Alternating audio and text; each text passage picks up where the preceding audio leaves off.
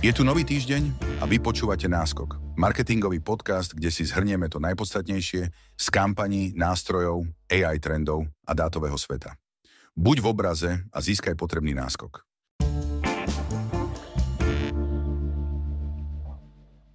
OpenAI publikovalo štúdiu využívania ChatGPT založenú na analýze 1,5 milióna konverzácií za 3 roky. Nástroj narastol z pôvodného milióna na 700 miliónov týždenných užívateľov. Najčastejšie kategórie využitia sú praktické rady, hľadanie informácií a písanie. Väčšina konverzácií nesúvisí s prácou. Ľudia čoraz častejšie používajú ChatGPT na hľadanie informácií, čo naznačuje, že AI nástroje sa stávajú alternatívou ku Google pri vyhľadávaní a rozhodovaní. Google Search Console pridala novú sekciu úspechy, ktorá zobrazuje milníky výkonnosti web stránky v Google vyhľadávaní. Táto funkcia bola predtým dostupná len v mesačných e-mailoch. Teraz má vlastnú sekciu v ľavom menu v rozhraní. Pre marketérov je to príjemný spôsob sledovania pokroku stránky, hoci nenahradí klasické reportovanie. Google predstavil prepracovanú verziu AI Max, svojho AI riadeného reklamného nástroja pre vyhľadávacie kampane, po tom, čo pôvodná verzia vyvolala u inzerentov skôr zmätok než presvedčenie. AI Max automaticky priraďuje reklamy k relevantným vyhľadávaniam, prispôsobuje texty podľa zámerov používateľov a nasmerováva ich na web stránky inzerentov. Marketéri sa obávajú bezpečnosti značky, nepresnosti pri interpretácii sektorových nuancií a úniku rozpočtov do displejových sietí.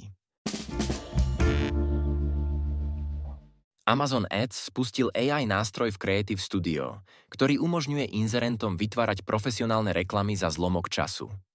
Nástroj funguje ako kreatívny partner, generuje nápady, storyboardy, videá a displejové reklamy využitím Amazon Retail poznatkov a brandových dát.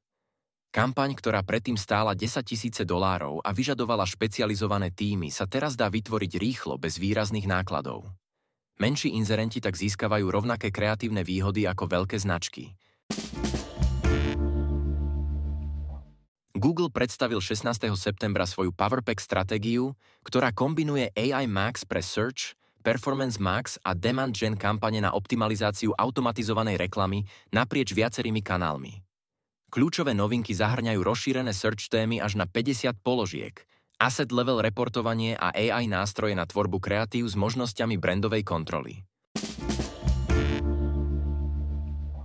Google zavádza AI Mode do prehliadača Chrome, čo umožňuje používateľom zadávať dlhé otázky priamo do adresného riadka a prepnúť na AI Mode.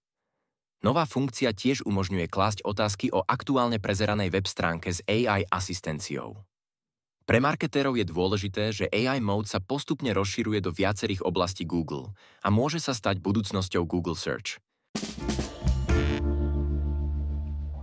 Google zavádza Smart Bidding Exploration do Performance Max kampaní, čo umožňuje inzerentom väčšiu flexibilitu pri získavaní konverzií uvoľnením prísnych ROAS cieľov. Funkcia dovoľuje Google systému uvoľniť ROAS ciele a otvoriť priestor pre vyhľadávacie dotazy s vyšším objemom, ale nižším zámerom. LinkedIn oznámil integráciu s Duolingo, ktorá umožní profesionálom zobrazovať svoje jazykové skóre priamo na profile. Táto funkcia nahradí doterajšie samohodnotenie jazykových schopností overiteľným skóre, ktoré sa automaticky aktualizuje pri zlepšovaní. Rekrúteri tak získajú spoľahlivejšie informácie o jazykových kompetenciách kandidátov.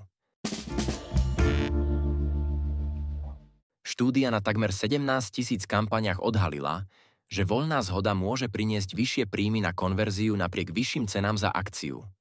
Presná zhoda zostáva najefektívnejšia s vyššími CTR, konverznými pomermi a ROAS, ale s menším dosahom. Frázová zhoda je problematická. Často zaostáva v CPA a ROAS kvôli slabším bidding signálom od Google. Voľná zhoda profituje z unikátnych Google signálov, ktoré iné typy nemajú. Google od 8. októbra automaticky aktivuje Store Visits konverzie s prednastavenou hodnotou približne $220 na účtoch inzerentov. Táto zmena sa automaticky zahrnie do kampaňových reportov a ovplyvní bidding stratégie a môže viesť k vyšším výdavkom bez skutočného nárastu príjmov. Inzerenti môžu zmenu odmietnúť prostredníctvom formulára, alebo ju manuálne zrušiť po tomto termíne. To je na dnes všetko. S ďalšou várkou online noviniek sme tu pre vás opäť o týždeň.